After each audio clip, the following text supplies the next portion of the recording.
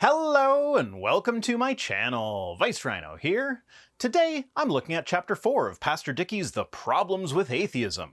This chapter is titled, There Are Many Questions the Atheist Cannot Answer. He gives a total of 30 questions, and this is his longest chapter so far, so this video could get a bit on the long side. So take a moment to pause the video, make yourself a cup of tea, wrap yourself up in a nice little blanket, curl up in your favorite chair, maybe grab a fur baby to cuddle with, and just generally get comfy.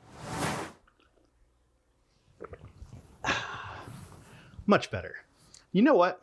If you're in it for the long haul, why not click on the card in the corner or the link in the description in order to watch this entire series as a playlist? And if you'll recall, I have been playing Apologetics Bingo with this one. Here's what the bingo card looks like at this point. The last couple chapters saw a decrease in the frequency of completed squares, but this chapter picks up the pace, almost matching the introduction for the number of completed squares.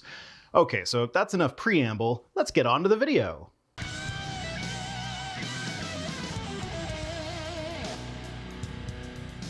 On the first page, it's formatted such that I thought going in that we'd be spending the chapter discussing the 4 questions that are on this page. I'm actually kind of glad that I was wrong about that because questions 1 through 3 are essentially just the moral argument which we dealt with in chapter 3. Question 1 is what is right or wrong? I feel like I successfully addressed that in the previous video, so I'm not going to redo it here. Question 2 is how do you explain the presence of evil in the world? Easily, that's how. If there is no omnipotent being looking out for our best interests, then we would expect an uncaring, impersonal universe to allow for scenarios that we would generally consider to be evil. Things like natural disasters, horrific diseases, the existence of parasites who have to make our lives miserable in order to survive themselves, etc. However, if there is an all-powerful God who loves us and wants what is best for us, then he wouldn't have created the diseases or parasites and would have designed the earth in a way that would not allow for natural disasters.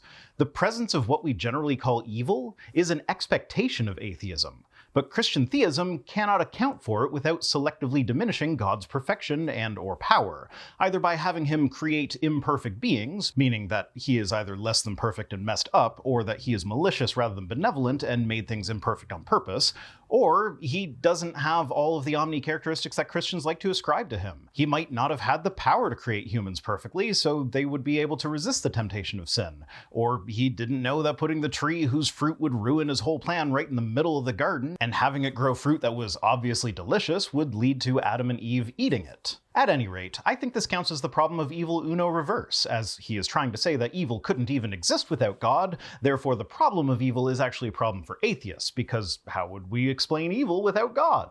Question 3 is, on what authority do you make any judgment calls about what is good or evil? Which is the same as question 1 basically, and was dealt with in the previous video in this series.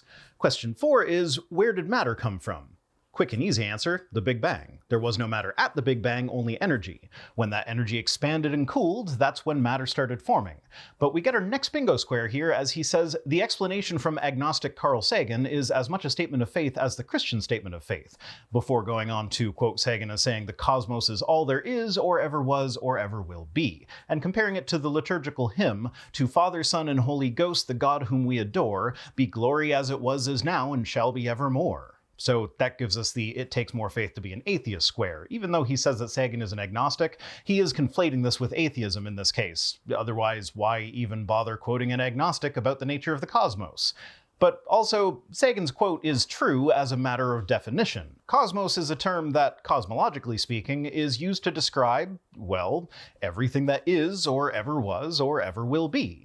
It is distinct from universe, as universe is for our local instantiation of space-time. There could be something that exists outside of our universe, and the word cosmos includes that. So really, if God exists, then by the nature of how definitions work, he would be a part of the cosmos. That statement says nothing about the existence of God. The liturgical hymn, on the other hand, is entirely assertive. That is, if we apply it to the cosmos as opposed to it being what it is. We love God and wish him the same glory now and forever that he has already had up until now. He then says that the cosmos is his God, so this gets us the atheism/science is a religion square, but again it's worth mentioning that Sagan was merely defining the word cosmos there. If God is, or ever was, or ever will be, then God is a part of the cosmos by definition. Therefore, the cosmos cannot itself be Sagan's God. Question 5 is, can something come from nothing? To which the simple answer is, maybe.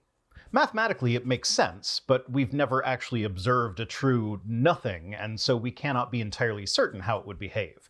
So I guess this question is currently unanswerable, at least conclusively, but he begins his blurb on this question by saying, "I find this incredible to believe. The atheist worldview would have us think that the entire world came from nothing." That is quite possibly the most obvious example of an argument from incredulity that I could ever even think of. He literally opens with a statement that flat out says he is incredulous about it. But more to the point here, atheism doesn't actually speak to the origin of the universe. Whether something can come from nothing or not is immaterial to atheism. We might not be able to answer the question, but that doesn't automatically make God the answer. But also, there are a bajillion potential answers to this question, most of which do not posit that something ever came from nothing. Once again, I won't go into that here, but I will leave a card to a video where I go over it more thoroughly. And now we come to the statement, it takes more faith to believe that than to believe in the God of the Bible. So if you weren't comfortable with me taking the more faith to be an atheist square earlier because of Sagan being agnostic, this clinches it. He then goes on to say, if I have nothing in my hand, can I make something out of nothing? Actually, in my hand I would have something, such as air, molecules, atoms, etc. To have nothing in my hand, I would have to be in a perfect vacuum. To which I say, exactly. We've never observed nothing, so to make assertions about how it would or would not behave without any sort of evidence to back it up is completely unjustified. Now, I agree that intuitively it seems like nothing cannot give rise to something, but intuition is not very helpful in science. Intuitively, heavier objects fall faster than lighter ones, and this often plays out in the real world because heavier objects will be less affected by air resistance than lighter ones, generally speaking. But when you put two objects in a vacuum, the weight doesn't matter. They both fall with a downwards acceleration of 9.8 meters per second squared. This is entirely counterintuitive, and yet it is the case. So as counterintuitive as it may be to say that something can come from nothing, you cannot rule out that possibility based on intuition alone. He goes on to say that atheists would have us conclude that if we had, let's say, a lot of nothing, maybe a universe filled with nothing, that maybe we could create from that great big amount of nothing the world. But how could we have a universe of nothing? The universe would be something. To which I repeat, exactly. If the universe did in fact come from nothing, there would not have been a universe before the universe began, there would have been nothing. Pastor Dickie doesn't even seem to be capable of grasping the concept of the philosophical nothing that apologists usually argue for in cases like this, much less the quantum vacuum nothing that cosmologists are actually talking about when they discuss the one single model out of dozens that actually has a universe coming from nothing. Now, I was going to skip the rest of this question in order to not get bogged down in one of the 30 questions in this chapter, but then I saw that his source for something being unable to come from nothing is a song from The Sound of Music, which has the lyrics, "Nothing comes from nothing, nothing ever could."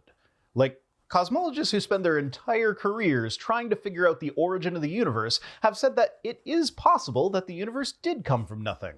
But Rogers and Hammerstein disagree, so let's go with the musical. Okay, you know what? If we're going that route, Les Miserables is a better musical than The Sound of Music, and it has a song that contains the lyric, "Nothing changes." If nothing can change, then definitionally, something can come from it, as if you make a change to nothing, it now has at least one property and is therefore no longer nothing, but something. But, you might argue, this is a completely ridiculous argument. Of course it is. One should not base their view of the cosmos on lyrics from musicals. Question 6 is, what caused the Big Bang? And indeed, this is once again a question that the atheist cannot answer. And again, the lack of an answer does not automatically make God the correct answer. Though, amusingly, he claims that the idea of the Big Bang started with the philosopher Immanuel Kant. That's certainly a new one for me. I'm not exactly a philosophy buff, but when I think of Immanuel Kant, I think of his categorical imperative, which is the moral philosophy that essentially says that, morally speaking, you should take actions that you would universally wish that other people would take if they were in a similar situation. As far as cosmology goes, he did write about the antinomy of time, an antinomy being a philosophical problem that has two contradictory yet apparently necessary solutions. His reasoning was that the world must have a beginning in time, because otherwise an eternity must have already passed, which is impossible because no infinite series can be completed. But at the same time, the world cannot have a beginning in time, because that would imply a period of empty time. And in empty time, there would be nothing to distinguish one moment from another, and thus a change of any kind is impossible. So the world cannot have begun that way. So rather than the Big Bang originating with Kant, the Big Bang actually solves the antinomy. Time itself had a beginning, and that beginning was roughly simultaneous with the world, or rather the universe to update the language a bit.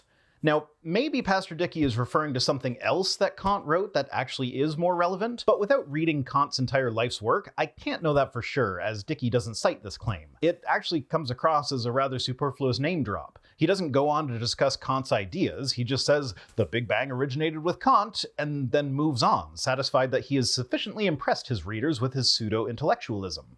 Anyway, his next sentence right after crediting Kant for the Big Bang is, "Not everyone, even non-believers, accept the Big Bang theory," which just serves to demonstrate that this is not a necessary part of the so-called atheistic worldview. Which then leaves us wondering, why is this question even here if it's not part of atheism?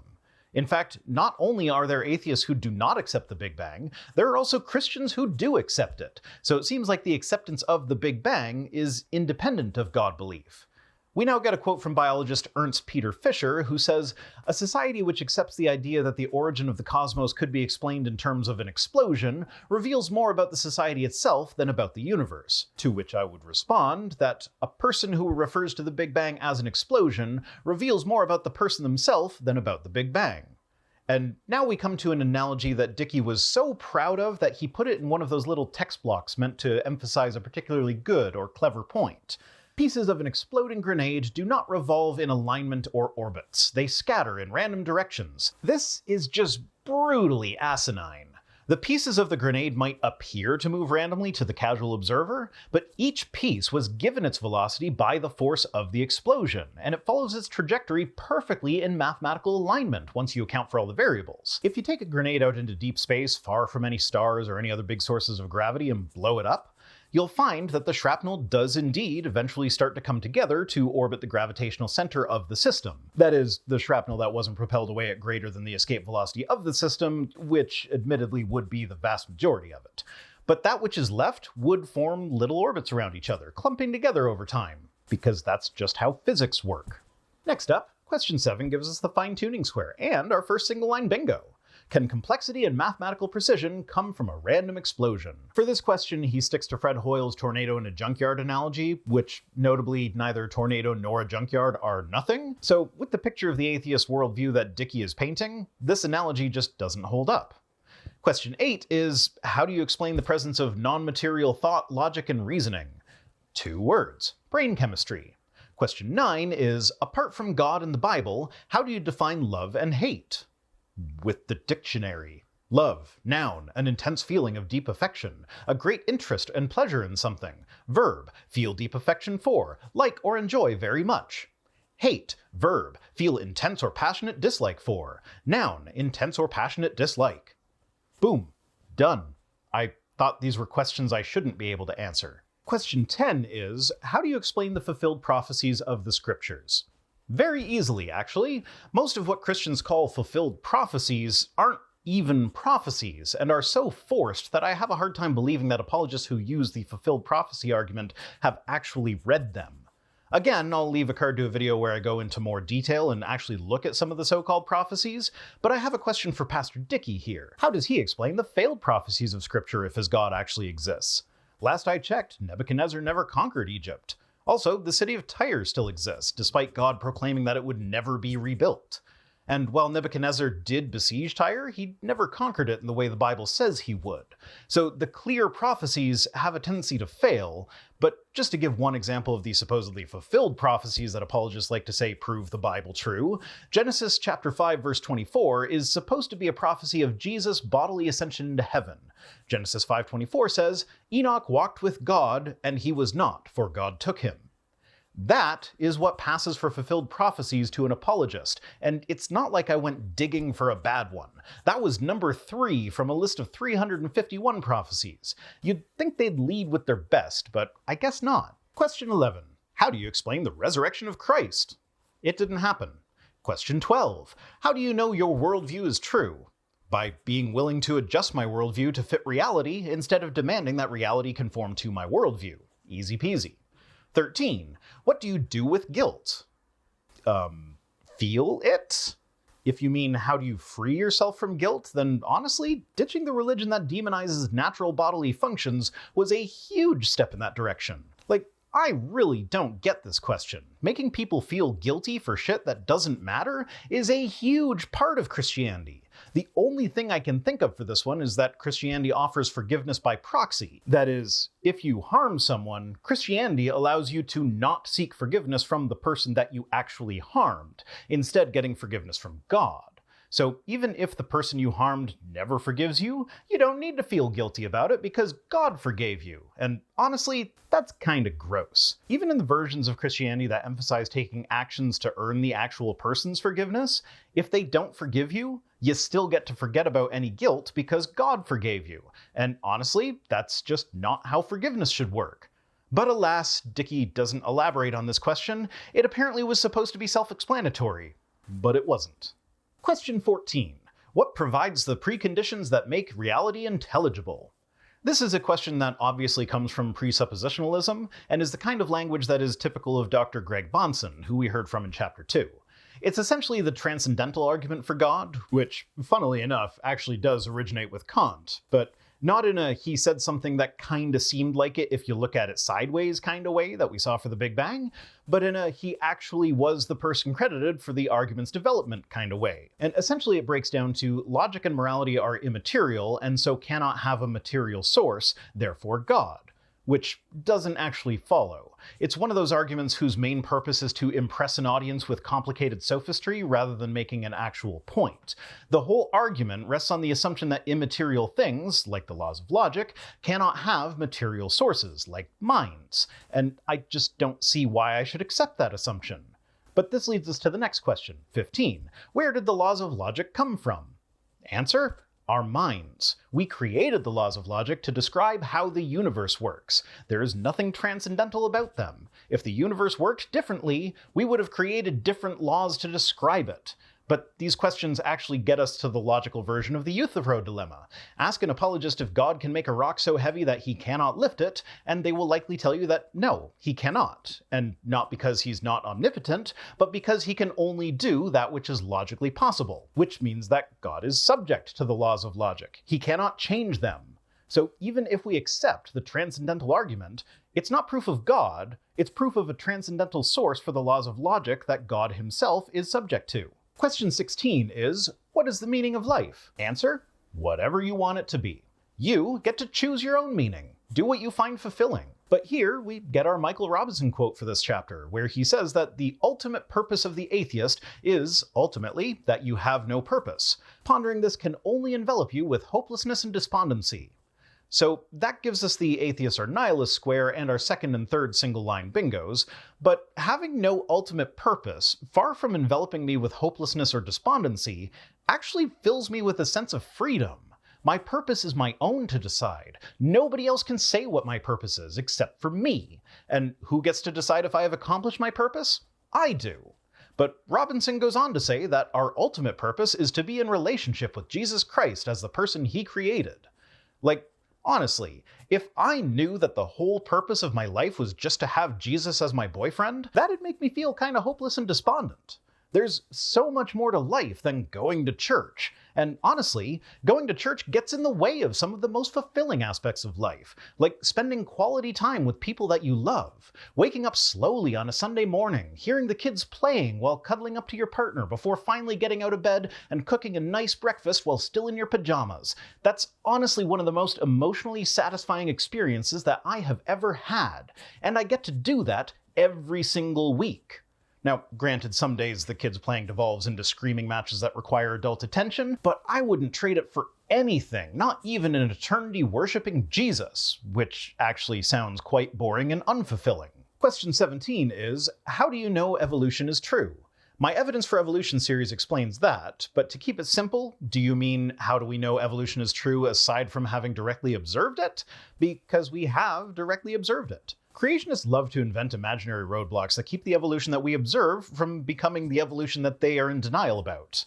He mentions now that evolution is an unproven theory, which shows us that he doesn't know the difference between how the word theory is used colloquially and how it is used scientifically. Shocker, I know. But then he gives us a lengthy quote from Dr. John Blanchard about a group of scientists who reject the theory of evolution. Before getting into the list, I'd just like to point out that Dr. Blanchard is not only not a biologist, but his doctoral degree is an honorary Doctor of Divinity. And typically, someone with an honorary doctorate would only be called doctor by the institution that awarded the degree rather than by the general public. It's a minor quibble, but Dickie's shown that he has a penchant for trying to gain credibility by association, so I felt it was worth mentioning. On to the list of scientists who reject the theory of evolution. It's just a list and quotes from those scientists. I'm not going to read the actual quotes, but I will put them on the screen. It starts with Ambrose Fleming, an electrical engineer, not a biologist, who was also very religious and died in 1945, which was before the structure of DNA was even discovered. The next quote is from Nobel Prize winner Robert Millikan, again, not a biologist, a physicist, who was, again, deeply religious, and again, died before the structure of DNA was discovered. Okay, he died the year that discovery was published, so maybe not quite before, but close enough. Also, he was a strong proponent of theistic evolution, meaning that he did, in fact, accept evolution. He just thought that God did it. On top of all that, this quote is reported secondhand from the 1916 pamphlets on the Catholic Church. So we have a secondhand report of a guy who accepted evolution saying that evolution is something that no scientist can prove in 1916, a time when our scientific knowledge about evolution was such that it was not impossible at the time that some future discovery would falsify it, though even then, such a discovery was highly implausible. Next, we get a quote from Colin Patterson, finally, an actual biologist. But this is a list of scientists who reject evolution, and Colin Patterson literally wrote textbooks on evolution and regretted making statements that creationists could take out of context to make it look like he doubted evolution, saying in a later edition of the very book that this quote is pulled from, "When I published the first edition of this book, I was hardly aware of creationism, but during the 1980s, like many other biologists, I learned that one should think carefully about candor in argument in publications, lectures, or correspondences, in case one was furnishing creationist campaigns with ammunition in the form of quotable quotes, often taken out of context." The final scientist, and this time I am using the word scientist very loosely, is Henry Morris, who was indeed an engineer, again not a biologist, but is widely considered to be the founder of modern young earth creationism. Pretty much all creationist arguments that you'll come across today originate with Morris, though they have tried to update them occasionally to make them seem fresher than they are. He ends this section with a Dawkins quote. It's the one about people who don't believe in evolution being either ignorant, stupid, insane, or wicked, and follows it up by saying, "The prejudice of these new atheists underscores the deep inner hatred they have toward anyone who dares question their worldview. It is shameful." And I only bring this up because if you thought I was too eager to take the Dawkins as authority square in the last video, this firms it up. Question 18 is, don't the presence of moral laws presuppose the presence of an absolute moral code taught by a moral God? No, not at all. In fact, I'd go so far as to say that there are no moral laws that are inherent to the universe. Morality is dependent upon the existence of moral actors, beings who have the capacity to think about morality and understand that their actions are either right or wrong. In the absence of such beings, morality does not exist. So morality is contingent upon the existence of subjects, making morality subjective by definition. Question 19 is, how do you know that slavery is wrong? Which is rich, coming from a guy advocating for a moral code found in a book that explains how long you're allowed to keep your Hebrew slaves, how to sell your daughter into sex slavery, where you can get your permanent chattel slaves, and tells slaves to obey their masters with respect and fear. So I know that slavery is wrong because I have empathy. You can't say that slavery is wrong because a book that you believe has the absolute moral code in it tells you that slavery is allowed. If you do think that slavery is wrong, you have to jump through a bunch of apologetic hoops in order to make the slavery of ancient Israel seem less bad than it would have actually been, while ignoring the bits about taking foreigners as permanent chattel slaves. Question 20 is, how do you know that torturing people is wrong? Again, I have empathy. And again, you believe in a God who is going to eternally torture the people who didn't believe in him. So if you believe that torture is wrong, then you disagree with God. Question 21 is, what evidence do you have to support the theory that time plus chance equals complexity? Well, the first thing that comes to mind is that experiment from 2016 where 2 types of self-replicating RNA were placed in a test tube ecosystem, and over the course of a few hundred rounds of replication, the 2 types of RNA spontaneously evolved into 5 distinct types of RNA which had complex parasitic and cooperative relationships with each other. And when I was trying to find the website that explained this finding, I found a 2020 paper that documented the spontaneous emergence of self-replicating molecules that contain nucleobases and amino acids, a pretty big step forward in origin of life research. Question 22 is, where did the information come from that is programmed into the DNA code? Well, for starters, DNA isn't a code in the sense that creationists usually mean it, like a computer code. It's a chemical, deoxyribonucleic acid. And it doesn't contain information in the same sense that a book contains information. Anyway, information is once again one of those topics that is too big for this video, so I'll leave yet another card to yet another video where I cover this topic in more detail. It's actually the last card that YouTube will let me add. Question 23 is, does not the information in the DNA code make evolution impossible? No, it does not. This question is essentially the same as the last question, so I'll skip most of it, but he does at one point say if you saw graffiti on a wall in the city, you would know that someone painted the message on that wall. So I'll go ahead and take the paintings need painters square, which gets us another vertical line. 4 bingos in one chapter, who knew? And we've still got 7 questions to go, so there might be more. Later in this question, we get to Dickie asking a sub-question. Has there ever been a process anywhere observed where non-intelligent activities create information? To which the answer is an overwhelming and resounding yes. Literally everything contains information and creates information when it does anything. The crystalline structure of a cooling rock is information. The pattern of sticks that have fallen off trees in a windstorm is information. The structure of every molecule of everything is information. The problem here, though, is that Pastor Dickie is of the opinion that all of this was actually supervised by God, so none of these examples will work against his argument because literally everything has to be created in his worldview, meaning that we have no example of an uncreated object with which to compare. And when push comes to shove, comparison is how we know that something is designed. We don't know that a watch was designed by any inherent property of the watch. We know it because of our human experience. That's where watches come from.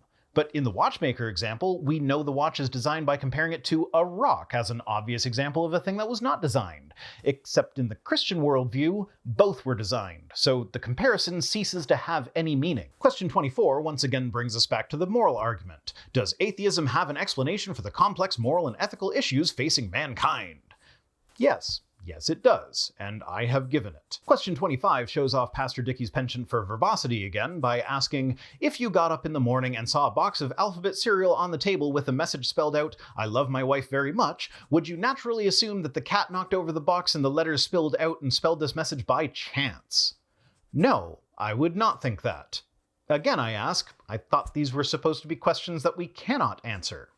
26 is, where in the fossil record are transitional forms between invertebrate organisms and vertebrate organisms? And for this question, he simply provides a single quote from, surprisingly enough, an actual biologist, Pierre-Paul Grasset. Unfortunately for Pastor Dickie, he chose one of the last proponents of Lamarckian evolution to quote from, meaning that he fully accepted evolution but disagreed about how it worked. The quote that he pulled was just him saying that we don't have fossil evidence for the origin of the various phyla. This evidence is admittedly rather poor even today, but we're talking about fossils of tiny organisms that lived 500 million years ago. The fact that we have any fossil evidence at all is rather impressive. But it's interesting to me that you have to go back to the origin of all vertebrates in order to find a spot with a missing link. We do have some candidate fossils that could fill in that gap, but if evolution were not actually true, you wouldn't need to resort to finding gaps in the Precambrian. You should be able to show us a fossil record that has no transitional fossils whatsoever, but you can't, because we have plenty of them. Now, to satisfy the pedants, when I say transitional here, I'm referring to a series of fossils that demonstrates a transition. I am aware that almost any fossil could technically be called transitional as long as we assume that it wasn't the very last member of its species. We have the transition from land mammals to whales. We have the transition from tiny horse-like creatures to modern horses. The transition from water-dwelling fish to land-dwelling tetrapods. The transition from non-human ape to humans. And more. Question 27 is, what is the advantage of an organism having half a wing on the way to a full wing? Answer? Warmth, flapping it to increase running speed, mating displays, stuff like that. Why don't you ask an ostrich? They have half wings that don't work for flying, but which they do use for mating displays and balance while running. If it's useful for an ostrich, why would it not be useful for a bird ancestor? Question 28 is, can life come from non-life? Which is close enough to give us the how did life begin without God square, which gives us another 2 bingo lines, and leaves us with only 3 unclaimed squares, and 4 chapters in the conclusion to go. But to answer the question, yes. It happens all the time. The digestion process is literally building a living being out of non-living material. Now, sure, most of the material that we eat used to be alive, but the death of whatever we eat is a key component of digestion, whether it's happening before or after we eat it. And so we build our living bodies out of non-living material. All you need for life to exist is for the resources that it needs to be present. The very first thing to exist that we would have called life would have been very simple and would have fed off of non-living resources that it could find in its environment. And we have determined that such resources would have been abundant on the early Earth. Question 29 is, if there is no God and there are no absolutes, what gives man any more value than rocks, reptiles, trees, or termites? We do. As a human, I inherently value human life over the existence of rocks, once again because of empathy. And finally, we reach question 30. Can intelligence come from non-intelligence? Yes. The gestalt that is the human experience comes from the cooperation of trillions of cells, each of which we would call alive if it were growing in a petri dish without the rest of a human attached to it, none of which is itself intelligent. So, to ask this question, you are either committing the composition fallacy, where you assert that intelligence cannot be the result of interactions of non-intelligent cells and molecules, or you are committing the genetic fallacy in claiming that intelligent descendants could not evolve from unintelligent ancestors. Now, at this point he begins his conclusion rather abruptly, and format-wise, it looks like it's supposed to be the explanation for the final question rather than the beginning of the conclusion. But anyway, he says, we are trying to show the problems that atheism has with its own faulty presuppositions. Trying and failing, I'd say. The atheist often has the attitude that says, it's my opinion and it's quite true. Which, again, I'd like to point out so far in this book, Dickie hasn't given us much more than his own opinion. And anytime he has attempted to venture into the realm of facts or evidence, he winds up being wildly incorrect. That's it for this one. Okay, that wasn't too bad. I nearly turned it into an 1.5 hour long video with tangents, but I did manage to restrain myself by linking to other material instead of re-explaining all of that. Today's comment of the day comes to us from Donovan Allen, who says, imagine creating the universe and creating life out of inanimate matter, and the beings get cocky enough to think they came from nothing and that you don't exist. Here's the thing, Donovan. The easy solution to that is for the creator to not do his best job at hiding from the beings that he created. If he wants us to believe in him, he could at least pop in and say hi. Also, your comment points out another issue with question 28, can life come from non-life? Creationists believe that it did, so if the answer to that question is no, then that means that creationism can't be true either, except that they special plead their way out of it by appealing to magic.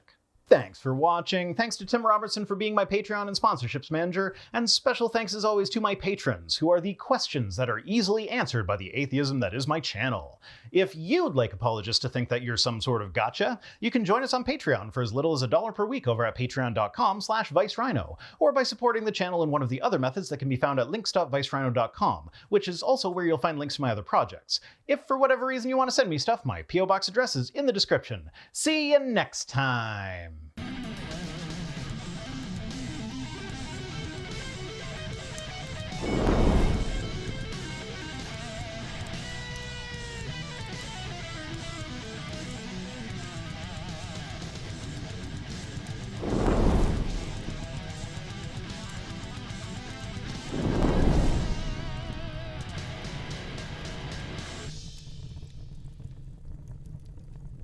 Gonna make my microphone sound so good. Can you just sit down? Just sit down. Just sit your butt down. Sit your little paws down.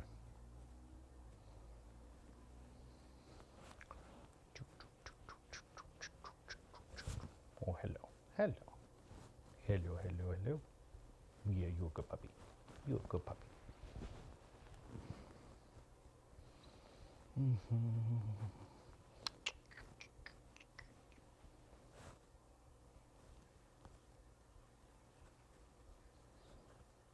Sit down. There you go. There you go.